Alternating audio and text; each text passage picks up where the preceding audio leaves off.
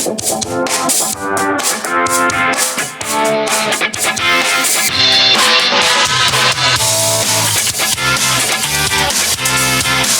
by Riverside FM.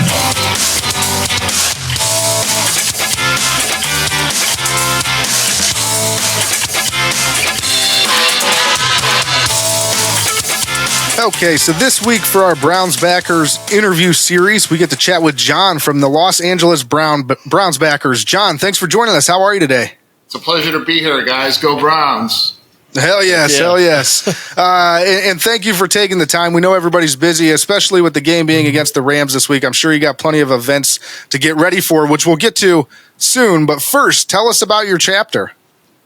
Well, we started 19 years ago. It was just me and my buddy Vince Tesmer, and I was walking by him in a bar and in Santa Monica that I used to work at, book bands, and I was wearing my Bernie Kosar jersey, and I'd go to all these places in LA, sit in the corner by myself, and like there was no Browns fans, like none. And I didn't think there were any out here, but after hearing all the stories of the great Southern California Browns backers of the 80s, I was really enamored, and I'm just like, I just haven't found my tribe yet, right?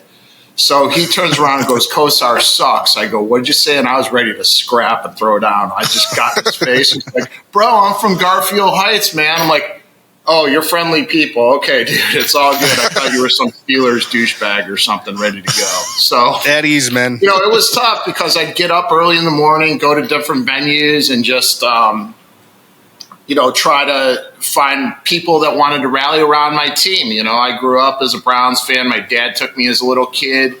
You know, I grew up in Parma, so we'd go to training camp. I remember my grandmother taking me to Tri-C, and then my parents, and just, you know, it's just part of the culture that I grew up in. So extending that out here, having that loyalty, that community, that sense of groundness, especially in a big city, was important to me. So we started with 3 people, and we had 4 different venues. And then fortunately, when I started my own small business, St. Felix, I was able to really curate to where it's at now. And we have about 1,000 members in and out from all walks of life, all kinds of different backgrounds, roots in Northeastern Ohio. I even have some of my staff that have just become fans because of our passion, our resilience. And it's funny, too, St. Felix Hollywood, when we started, everybody would be like, the Browns, you know, suck and blah, blah, blah. I'm like, oh, it's next year. Don't worry about it. We're going to come back. Don't you know Brian Sipe, Bernie Kosar, Jim Brown? We are the New York Yankees of football. I don't care. And, you know, people just thought I was insane. But, you know, through, you know, these tough times last couple of years, you know, the Steelers bar closed, the Ravens bar closed, the Broncos bar closed. Guess what? The Browns bar is here in the middle of the heart of Hollywood, so we win. And now that the team has taken an upswing, you know, we're really excited to have such great fans here and more energy, and it's nice to have wins finally. No, and that's fantastic. And obviously, finding kindred spirits as far as Browns fans is actually not as hard as people think. Once you really start looking out there, Browns fans are pretty much everywhere. Yeah, I mean, we really networked, and people would say, hey, they're doing this thing. I mean, it's a lot easier now with social media than when we started out. It was just coming out. We were very aggressive, sending emails and anything we could to build people up. And, you know, our core group was very special, and we still have some people to this day that are part of it. And, you know, we've become family, you know, it's cool. So with the 1,000 members, do you have a board of other individuals that help you kind of run events and things, or are you doing this all on your own? That's a good question. A little bit of everything. So I do a lot of it. I do all the social media for the LA Browns backers on all our mediums, and Kevin is the president of the Southern California Browns backers. Colin Flynn is helping out as the board. We have Jessica and Shannon. It's a loose board. We're in connections with the great guys in San Diego and Orange County that have been doing it with us. So we do have like this umbrella of the Southern California Browns backers that communicate, support each other. Bud in San Francisco is amazing. And Noah in New York, who is kind of our offspring. He started off with us. He's going to hate I said that, but it's okay. Oh, nice. He's my evil. I'm like Dr. about Frankenstein of the New York Manhattan Browns backers. I love him. He was with us for years, and he kind of took what we did to the next level and is very successful. And we're really proud of all his efforts in New York. So I think this core group got together. We became a community, friends, family, extended family, and kind of like grew out of that. So it's been special. No, that's awesome. And to think it all started, at least on your end, with 3 people is just fantastic. And so growing into this 1,000-person community, I mean, are you guys doing any sort of, I know Browns backers are famous for it, but are you guys doing any sort of charity work or community service out there? We do. I have 4 nonprofits that I work with directly with the Browns at the Cleveland Browns Foundation. Out here in Hollywood, I work with the Hollywood Police Activities League, which is an amazing organization working with the youth through sports activities to bridge the relationships between youth and a positive relationship with the LAPD. And that's been amazing. It's been really cool through sports activities. So that's one of my preferred nonprofit partners. My friend Jason Hill, the other kid from Akron, which I like to call him, has partnered with Eric Dickerson. He's originally from Akron. He was very close to my cousin, and we kind of became cousins through just being out here. So he runs Eric Dickerson's foundation, Young Warriors, and it's a lot of ex-NFL players. I know Bernie and Eric and Joe Hayden. I met TJ Ward at the last event out here. You know, Jim Brown was very active in it. It's about mentoring young men with positive experiences through a lot of NFL alumni that are friends with Eric Dickerson. So that's a very worthwhile organization. We like to involve ourselves with maybe a little bit sports related, but, you know, making positive impact in our community is very important to us. Absolutely. And let the other kid from Akron know that we're both from Akron, born and raised and still here. So my grandmother's from Akron, so mad props. Yeah. No, and so obviously, you know, we talked about and all the community service work and charity work you're doing is fantastic. I know that the community out there probably appreciates you, as well as the Cleveland Browns and all of Cleveland with the work that they do through their foundation as well that you guys are helping with. We've been saying it all year. I think that's one of those things that goes overlooked at times, is that people think the Browns backers is just kind of this crazy group of Browns fans that gets together and drinks and hollers at the TV. But really, these groups also have a very civic-minded component where like you're actually doing a lot of good in your communities, which is great. Hey, we're 5-tool players. Yeah, right? We do philanthropy, but we're also nuts, so it's all good. Exactly. They do get together and drink and party and have fun watching the Browns, but they also give back. Yeah. And so, last event we had in sorry, I didn't mean to cut you off. No, you're good. Go ahead. But our last event in 2021, we were able to raise $10,000. Wow. And that was a huge amount to 4 of our nonprofit partners. The other was the Ronald McDonald House of Cleveland, which is Kevin, the president of Southern California Browns backers nonprofit partner. So we really spread it out. And I think the organizations were really surprised. They're like, wow, this is a football group that actually donated this amount of money. For our event, basically our ticket sales cover our costs, and any of the net proceeds go to our nonprofit partners. And we're hoping to achieve that this Saturday.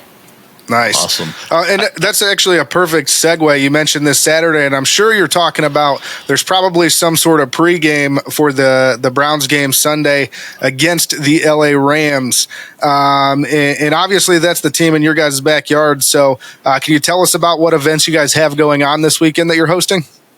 Well, I'm really excited. We're hosting a street festival block party. I'm really trying to do something different. My experience, I moved out here to become a musician. I became very close with the Ilthy Clothing family. I wanted to create this music, art, street festival that bridged my personal experience from being from Cleveland and our community of people with roots in Northeastern Ohio, and our football event and the Cleveland Browns organization coming out. Bernie Kosar is coming out. Slim, that's part of MGK's crew, is coming out. Wow. King Chip the Ripper's coming out. They come to games and hang out with us. It's like definitely a family event. You know, we have Eric Metcalf coming. We have Frank Stamms just called me and told me some great stories out here. Oh, he's got more for you, I'll tell you that. He's fun. That was awesome. Yeah. We also have my friend David Patterson, who played for Ohio State, all Big Ten, that I thought was one of the best defensive tackles.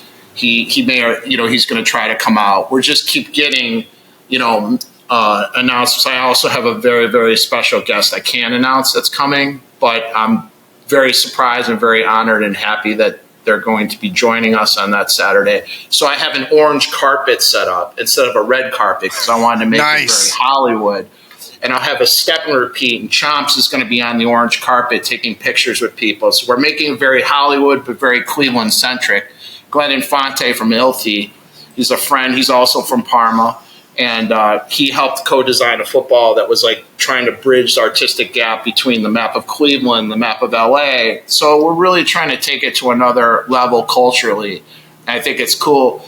Our friend EV is going to spin, who does a lot of DJ gigs in Cleveland and all the great clubs out there. And we're really fortunate that everyone agreed to come out, participate, and get the word out. My friend DJ Meal, he's got a party going on that Sunday night too. So we're all helping each other and, getting the word out that we're out here and we're putting our brown and orange flag in the heart of Hollywood in the Vinyl District, and we're here to represent. And I will tell you, it's a huge undertaking, shutting down a street in the middle of Hollywood. It's no joke.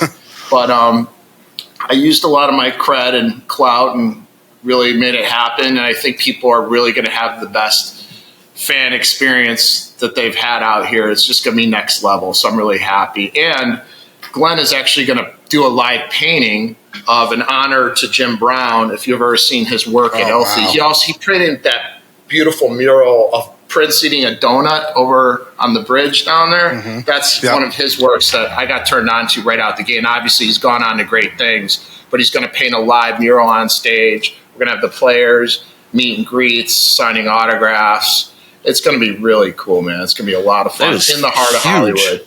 Yeah, this honestly sounds. I mean, we've done a number of these throughout the season, and a lot of these groups obviously host parties as the Browns come and visit their cities. But this is, I'll be honest with you, this is by far the biggest party we've heard of all season long. Everything about it is so thoughtful. I'm excited too because we did this in 2021 and we really got a great turnout. But having like Bernie Kosar and all these guys coming out here, Kosar Wellness, he wants to talk about his journey through, healing, and he has a mission and he's very passionate about. Kosar Wellness team will be out here talking to fans and he's an amazing person. I don't know, we become friends and he's just, when they say don't meet your heroes, that's not true, man. When they're the real deal, it's the real deal. So it's awesome. And, I've been throwing events in Hollywood at St. Felix Hollywood here for years, a lot of A-list events, movie premieres, film wraps, But, like, for me, this comes full circle because my roots are from Cleveland. I think if I didn't come from there, we would have folded during the pandemic, I think having that resilience, that blue-collar work ethic is really important. That's why St. Felix is still here.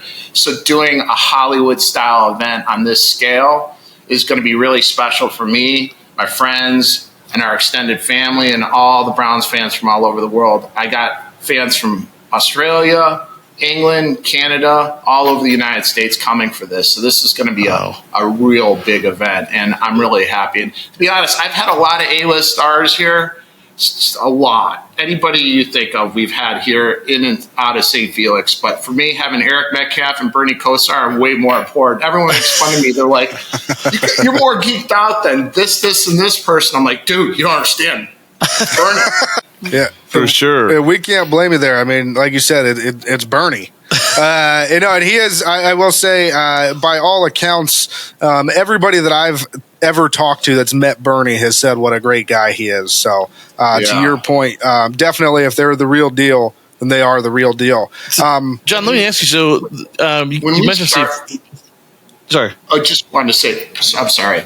I just want to drop a couple of names that kind of important to where we got to. When we started this, I always was hoping that we would get some of the Browns players interact with us. And my first connection was with Larry Abel, who actually works at Crypto, has worked with the Lakers and, a lot of teams over the years. He's actually from Cleveland, and he worked for the Indians Guardians, and he introduced me to Herman Fontenot, and we became friends. And then through that, over the years, I've been able to meet a lot of players from that team. Webster Slaughter's been here. I became friends with Eric Metcalf. I mean, just genuinely good people that that you want to interact with. So I think when the fans are out here, they're going to be really happy. I even called Fair Hooker, who was a wide receiver. He lives out here. He came last time. Hopefully he can join us this time. It's really great having that interaction, hearing the stories of, their experiences and stuff. It's really worthwhile and really cool. Yeah, for sure. So let me ask you, sorry, John, so is that your daytime job, or did you coordinate events and run big events like this? Is that what you do? I'm the owner of St. Felix Hollywood, and before this, I helped build the Monster Energy drink brand. I was like one of the first people hired out the gate, and I stayed with them and left on really good terms. They're actually one of our. They're going to be here sampling. Tim Drale, who does their Monster Energy program, is from Cleveland, so I have a lot of really deep connections with them. So I did events for Monster Energy drink. I worked for Kevin Berg and Associates, doing events at the Viper Room with Johnny Depp, and go down the line, the Troubadour, the Magliari family at the Whiskey A Go-Go, to the East Side, to a lot of up-and-coming artists and great bar, restaurants, clubs, and trends. I've seen it all. Wow. So that's my background, and we're actually opening up a St. Felix in Las Vegas this year. So I'm really excited to finally, be spreading it out there. But I am the owner, so I've thrown thousands of events over the years. So this is sort of my, I don't know, my epic one. Yeah. This is very personal for me. For sure. No, congratulations on all the success today. That's awesome. That's quite the resume. Well, yeah, I'm just thinking, like you said, like it's hard to close a street in LA. I'm like, yeah, it would be hard to do that. Like you probably had to go not for John in advance and get like not for John. It's not. I'm trying to think like the skill set it takes to manage a group of 1,000 people and get the types of people, the names at an event like this. I mean, but it comes naturally to you, I guess, because that's what you do. If anyone can get it done, John can. My new best friend, John, he knows everybody in the world. I know. Next time I'm in LA, I'm telling you. Seriously. I got some pull at Bartleby down by Ohio City and in Hollywood, so I got you at either of those places. Wow. Nice. No, seriously, I got to say, the process of shutting down the street is an immense task. I mean, I had to LA Street Services, LA Department of Transportation, LA Fire Department. I have an excellent relationship with the LAPD, the Hollywood Business Improvement District. I'm on the executive board of the Hollywood Chamber of Commerce. I had to basically bring all of that together. I just got our permit approved by the ABC. We run a very, very tight ship here, and I think it's through experience, resilience. St. Felix Hollywood's been here for over a decade, and we've seen everything, and we're an anchor now in an institution here in LA and Hollywood. So, it's funny, we're not a sports bar. We're just more of a lounge with great food, and people are like, oh, you're doing your Browns thing. I'm like, yes, my Browns thing is happening. It's never going away. And we also do stuff for the Ohio State games, because I am a graduate of the Ohio State University. That's right. Those are only the two real sports things we do, unless, the Cavs are in the playoffs, the Guardians are in the playoffs, any Cleveland sports-centric things we do. I mean, Still to this day, the biggest selling thing we ever had was 2016 Game 7. It was crazy. I had people climbing over the gate. I think we had way too many people here, and it was the best experience we ever had. Wait, Game 7 for the Cavs or the Indians? Or the Guardians? Cavs. Oh, we did both. But I think one had a very good ending, and I was actually at Game 7 in Cleveland with my father, and that was not that great. No. Yeah. I'm blaming it on the rain. Always. It was the rain delay for sure. Conspiracy. It's a conspiracy. No, but I will tell you. You said you guys were packed for Game 7 for the Cavs. You guys out there in all of Cleveland, because that's where I was downtown Cleveland, and you could not move on those streets, in those bars, in those restaurants, anywhere. It was insane. And as soon as it was apparent that they were going to win, as the clock was ticking out, the whole entire city, and I'm sure it was the same way out there, just erupted. So it was awesome. They heard us from block away. Yeah. Which is crazy. We're in the middle. There's sirens every 5 seconds in Hollywood. So, like, we're screaming. You know, the loudest scream we ever had here was that. And the second we had an Oscars party here. And it was for Undefeated, that football movie that P. Diddy did. And it's so funny because they hit us up 3 days before. And we had another short film that was supposed to win the Oscar actually screw us and bail out. And Undefeated hit us up. And they're like, can you fit us in? And we did. And they won the Oscar. It was so amazing. Nice. And they were a long shot. And they brought the Oscars in here. I got my picture taken with one. Those things are heavy, bro. But I think that the Cavs winning Game 7 was louder than winning an Oscar. Wow, and we didn't even win the Oscar. No, those are amazing story, and that's one of my fondest memories as far as Cleveland sports is obviously the championship with the Cavs. But it sounds like your guys' event is going to be massive there. Yeah, and it sounds like that event is going to be absolutely massive this Saturday for you guys. And I'm sure, you could probably fill us in on all the details. It could take us a really long time, but I do want to move forward a little bit here. I do want to talk about some football before we have to get off of the call here. But real quick, what are your thoughts? We'll start with the game this past week against the Broncos. What are your thoughts on this last game? And how do you think after that, how do you think the Browns have looked so far this season? I think Denver's always a trap game. It always is a challenge. I don't know if it's the air or, I've been to Aspen, man. That air is thin. And, it's tough. I don't know if it's just from my childhood in Elway or whatever, but Denver always trips me out. I think it's a challenge. I think that the injuries are devastating. It's the NFL. Luckily, I think we have a lot of depth, but at some point I got nervous because there was nobody behind our quarterback, as a backup. Joe Flacco's in street clothes. I was super concerned. I was just like, oh man, what happens if he gets knocked out? I think there's a good chance that PJ Walker likes to hold the ball. So yeah, I think that the team is overachieving. They're trying, they're fighting. I love that. I love that they have a dog mentality like we did when I was a kid. Like Hanford-Dixon-led teams. It's just like we're going to win. They have that attitude of winning and I love that. I love that team component. I think I always feel even whoever's a starting quarterback, we still have a chance to win.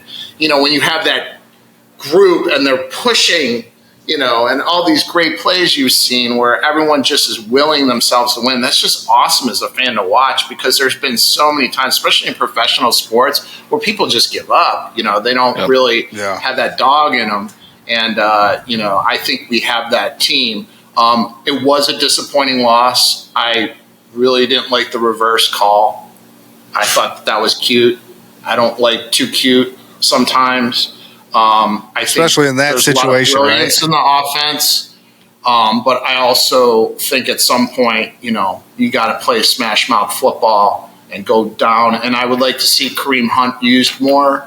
And sometimes I figure he's used too late or too little. I think he's got a dog mentality. He's a very passionate runner, and I love watching him play. So I just think that I hope the Browns can get those fundamentals down. I hope Myles Garrett's okay because he's the heart and soul. He's playing out of body this year. And that defense, Schwartz, is awesome. He's just taking it to the next level. Like, I was always scared watching our defense. Now I'm like kind of excited. I think that hasn't happened. You look forward to them being on the field. I think since Michael Dean Perry, Yeah. And maybe Sean Rogers when he block a field goal or something. But besides that, I don't really have many defensive things. I mean, I love Joe Hayden when he played, but I'm talking as a unit, as a team. Yeah. Like he was a star, but having a real complete unit all on one page. I hope we can get over these injuries, man. Yeah, and you mentioned a couple things there. The first thing is wanting to see Kareem Hunt more. I mean, we've said that throughout the year on the show.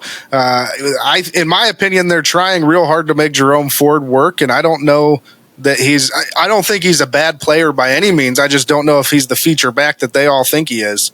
And then, you mentioned the reverse, and we make fun of Stefanski's reverses pretty much weekly. So because he runs them weekly. Yeah, he almost every week we run a reverse for negative 20 yards. This time it was a fumble and a turnover, but it is what it is. It's not really even on the coach. Like I saw even the 49ers game. I have my boxing trainer, world champion Jose Navarro. He's so passionate about the 49ers, and I pull for his team. He pulls for us, and he's got that Kyle Shanahan mentality where it's very analytics, it's very creative, and that can be special, but at some point you just got to smash mouth football. Exactly. I understand analytics, but there is a human component. When you have the balance of human and analytics, it's the best of both worlds. When you're all or one, I think he's done a better job this year in general play calling, but that was a tough one, I got to say. That was a momentum shifter in a tough game. Well said. And I know you mentioned the injuries as well and how they're starting to pile up. I mean, obviously the Nick Chubb injury was a huge blow earlier in the season. We then had the Watson injury. Luckily, Myles Garrett, they did come out today and say that it was not structural. There's no serious damage. He is day-to-day. But, I mean, what are the feelings within your chapter surrounding these injuries? Like, what was your guys' reactions, and how do you think the Browns? I mean, you kind of mentioned it; they're battling through. But what was the feeling in the room as these things unfolded with you guys?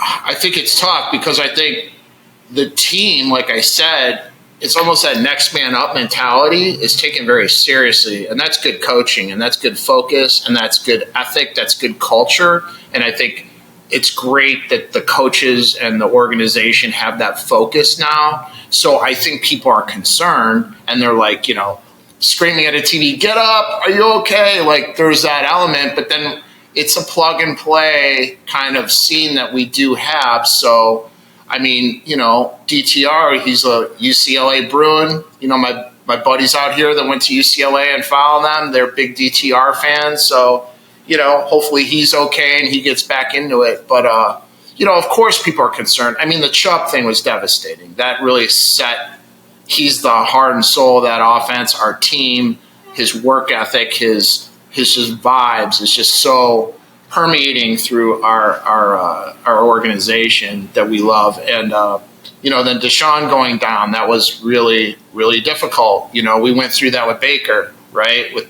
the shoulder. I just remember I talked about my trainer, world champion, he was an Olympian. And when I told him what happened to Baker Mayfield, he's like, oh, dude, he's not going to be able to play. I'm like, oh, no, they said, he goes, no, John, that injury that you're telling me, he's not going to be able to throw. And he was completely spot on. Yeah. So when Deshaun Watson had that shoulder injury, the shoulders are very difficult. It's like the knee, it's complicated. There's a lot of complexity to it. So that hurt. But, I think this team is rallying around, the culture that they've instilled, and it's inspiring. It's fun to watch. So let's win in LA this week, right? We know exactly. We know the Rams fans are, fickle. Yeah, so, no, and that kind of brings up a good point, John. So let's go ahead and look to this week. First of all, what are they saying locally about the Rams? Obviously, you said they're fickle fans. So, I mean, do they even talk that much about the Rams? Are they high on the team, low on the team? What are they saying over there? Well, when I was a kid, the Rams were my second favorite team. I really liked Eric Dickerson. And then I got to meet him personally. He's a great guy, and his organization's amazing with Jason, Young Warriors. You don't hear much. This is really there's Rams fans, there's Chargers fans, but people seem more passionate about college football on a regular basis here, and the Lakers. This is a Lakers town. The Dodgers, LA is just so massive. So I don't really listen to a lot of LA sports shows. I listen to anytime Terry Pluto comes on, I'm listening to him. I'm listening to you guys. I'm listening to teams that I care about. I love Ken Carman and Tony Lima. I think they're great. Their takes. Ken's really entertaining. But Terry Pluto's my all-time favorite. Anytime Mary Kay's talking, I want to hear what Mary Kay's take is. My friend Holly has a podcast through she does, so I listen to her too. So, my sources are your sources. But as far as LA in a bar, nobody's talking. It's not ingrained like the culture is in Cleveland. Yeah, no, and the fan bases are probably, I mean, just in general, couldn't be further from each other, I would say. When I went to the Stanley Cup win, I watched the Kings win the Stanley Cup. It was like, oh, that's great. I'm like, I was going to ask you, when they won the Super Bowl a couple of years ago, was there even a parade down there? No, I don't even know. Nobody even knows. Like, if the Browns won the Super Bowl, it'd be the biggest parade in the history of parades.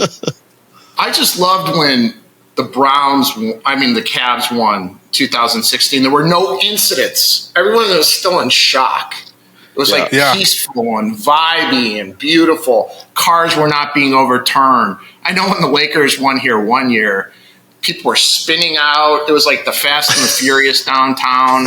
And I'm like, is Vin Diesel going to jump through my windshield and start being like all crazy? I'm like, I'm out. I am not going downtown. Good job, guys. And so I guess with all that being said, and the difference in the fan bases, and the fact that nobody even cares about the LA Rams, they're kind of middle of the road this year. I shouldn't say it. People do care. I don't think it's to the level of our culture where it permeates the city, right? The Browns fandom, when I was a kid, my dad took me when I was a couple months old, and my mom was upset, and it just becomes part of your culture. I remember my buddy Colin Flynn, that's part of our board. We were playing, outside in Parma on our front, in Dogwood, throwing Nerf footballs, thinking we're Bernie Kosar, and Webster Slaughter. You don't get that as much here. I think kids are surfing or doing extreme sports, and if they go to a Rams game, it's like, oh, that's cool. But there are some super fans out here. It's just not to the level of what. Fair. That's fair. So I'll walk it back a little bit. There's not as many diehard fans as the Cleveland Browns. But with all that being said, I mean, what are your thoughts on the Week 13 matchup with the Rams, and how do you think the Browns will fare? I think it all goes around Myles Garrett. If he's good to go and Denzel comes, I think Denzel was missed this past game. I think he's an impact player. He's just shown so much toughness. He is a shutdown corner. And I think that compliment of having him and Greg Newsome is just awesome, but you have to kind of have that leadership. He's a leader out in the defensive backfield. Myles is a leader. He's a centerpiece. When you have two centerpieces gone, you're going to have next man up, but you do need that kind of respect, that force, that glue to keep people together. I think if they come back, we have a great shot. I think Flacco will be interesting. I hope we don't just hand off the ball and get creative. I mean, if he can air it out a little bit, let him air it out. I mean, he aired it out against us. I still can't believe he's on the team. I got to be honest. It's crazy. It is a weird feeling. Brown and orange is like, I don't know, it's like a fever dream or something. Right. Doesn't make any sense at all. But, I'd like to see him air it out a little bit. I mean, if Amari Cooper's back, what a great wide receiver. What a great pickup that the organization did with that. I just think he's amazing. I think sometimes he's underutilized. So I'd love to see him out there. I'd love to see more screen passes to Kareem Hunt. If we get that kind of mojo going, I will tell you, out here in Hollywood and LA, after we throw this party out here Saturday, man, we are going to be so hyped up. That team's going to feel like they're in a home stadium. And I'm not making that up. Literally, we are going to be about 70% of that crowd.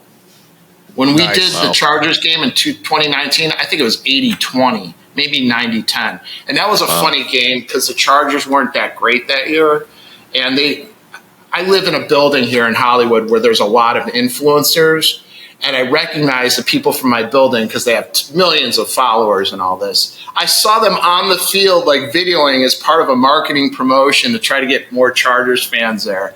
And I'm like, wow, should have just had us out there, and just done something about the Browns because we're outnumbering the Chargers fans, literally 8-1 or something. It was great. Yeah, and so I guess what as far as the game, and it sounds like you think the Browns have a pretty good shot, especially if people are coming back from injuries. But do you have? I know it's tough because of the injuries, but do you have a score prediction for this game? Oh, I'm not good at numbers like that. I'm a money line guy. I'm like the most conservative gambler. I think this team's going to win. I don't know. How about if Myles Garrett, just for fun, just because you guys are my boys, let's do this. Let's say a safety happens if Myles is back, a real safety, and they're actually going to call it this time properly. Nice. Love it. Because we're there representing. That's pretty bold. You could take that to it's a good prop bet. Yeah, that is a good prop bet. So I'm going to say, what would be a safety? Let's say 23-17. Why not? Let's go Sipe. Nice. Let's give them a Sipe number, and then we'll go 23-17. Don't hold me to it. I'm a money line guy. I'm just going Browns. That's fair. That's fair. That's fair. Now, before we get going, John, I do want to mention that we are brought to you by who, Kenny? Seaside Events is the official partner of the Cleveland Browns for the Cleveland Browns Fan Cruise. Yeah, and so with that in mind, I just want to say that the Browns Fan Cruise did run a competition for the Browns backers. However, it is over. The winners will be announced soon. However, we still want to say that we will be emceeing several events aboard the ship on the Browns Fan Cruise in March of 2024. And there will be 17 alumni joining us on that cruise that the fans get to mingle with, kind of like they're normal people, and just get to hear their stories and talk to them and tell them stories of when they went to the games. So for anyone that hasn't booked yet, please do so, because it's going to be a fantastic time. And like I said, we'll be emceeing, I think, 3, 4, 5 different events, something like that. Changes daily. Yeah. So still cabins available. Get your tickets. I think through the end of the month, through the end of November, there's still 60-day payment plans available. Yep. So a couple of days left on that, but yeah, still cabins available for anybody who wants to go. I know there's a ton of Browns backers already on board, but the more of them, the better. So. Yeah, that's gonna be fun. Are you going, or do you know anybody within your guys' chapter that's going? No, but I saw some of the players that are going. I think Webster's going and Eric's going, and those guys are awesome, man. And Webster's a great guy. He came out here visiting family, and he hung out with us. He's great. The fans are going to have such a great interaction with you guys, and the players that are going. They're all cool. Yeah, and the two that you just mentioned, we've actually done interviews with, so it's another thing you could check out from us. We have interviews that we've done and continue to do with all of the alumni that will be joining the Browns Fan Cruise. So those are on our YouTube page. But one final question I did have for you here, John. Is there anything else that you'd like to say to Cleveland fans that maybe have moved away from Northeast Ohio, are missing their fellow Browns fans, and are potentially thinking about joining a Browns backers group so they can have that kind of camaraderie again? Just do it, because if you have friends, they may, get into the passion is infectious. Like my staff became Browns fans. They're just like, you guys are nuts. Fun and loyal, and we're entertaining. The team's entertaining. The culture's entertaining. There's nothing like being a Browns fan, and all our follies, all our achievements, that happen, and someday we're going to win the Super Bowl. Hopefully it's this year. You never know. I mean, this has been a wild year. I think a lot of teams have dealt with injuries, but find a chapter, find an organization, interact with people from your hometown. You have shared life experiences. You have grounded belief systems. You need that support. You're going to find friends. We have so many people that have become couples, have, brought family members when they're visiting out of town. Even like my friend Jim Turner brings his family every Thanksgiving. They thank me. They're like, oh, this feels like such a great Cleveland experience. And some people even joke with me, is like, I wish you were actually in Cleveland. You throw a better Cleveland bar than some of the places we go to. And I'm not going to, my ego's not that big. I'm not going to say that's true or not, but I do work extra hard to make it special. So I think, just engage. I think it's great. Start your own chapter. Corey at the Browns backers that runs, it's an awesome guy. Every year they bring all the Browns backer presidents to training camp. and you get to have an interaction with JW and his team. And we got to meet Joe Thomas this year, and the year before was Webster Slaughter. I mean, it's great. You get to feel like you're really part of something special. And I think that, just taking that sense of community and just don't be afraid. Just go do it. You're going to meet great people. You're going to network with cool people and genuine people. And I think that's what's important. Absolutely. Well said. Did have one final thing here before we get off. We do have a bit that we like to do on our show called the Burning River Sportscast Hot Take Hotline. We do have a voicemail box that is set up for Browns fans that are angry, excited, happy, any of the emotions you can think of. All of the above at once. Before the game, during the game, after the game. Just kind of a therapeutic place to kind of go share your thoughts. And then we like to take them and then share them on our show so we can point to Browns fans all over the country and some of the things that they're thinking, like I said, before, during, after the game. So if that's something you would share with your group, we would greatly appreciate it. And the number for that, and we'll have it on the screen during the interview, but it's 330-227-8080. And you call us, like Kenny said, just leave us a voicemail, and if we like it, we're going to put it on the air and we're going to talk about it. Well, it is Hollywood. I will definitely share it, but just be prepared. I tell them to try to do PG-13, but they don't have to. We're a podcast. We don't get censored. Yeah, we're good. You guys got to realize I got to get up like 7, 8 in the morning to get this thing set up because the game's on at 10 a.m. here. So people are having a good time. So, yeah, you know what? At least we'll entertain you with our calls. I'll make sure that the group gets it in there. We would love nothing more. Yeah. And so, John, once again, it has been absolutely amazing having you. This has been one of the more entertaining interviews we've done all year. It was fantastic. Lots of great stories. Can't wait to hear about your guys' huge party on Saturday. And again, thank you for taking time out of your busy schedule to be on the Burning River Sportscast. Well, thank you guys so much for inviting me. I love talking about the Browns. I love talking about St. Felix. I'm really excited about this event Saturday. I think it's a full circle for us, and having Bernie and the guys coming in, the organization, Chomps, all these great musicians, all these artists. We're having a big party with DJ EV in the evening. It's going to be all encompassing and all in one. And, I really appreciate your time. It was great to meet you guys. I hope to have some beers with you when I'm back home. And, go Browns. Hell yes. Browns. Give us a call. We'll be there. All right. All right. Thanks, John.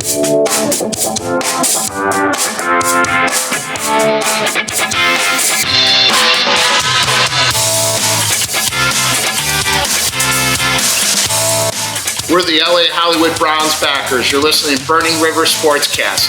Go Browns!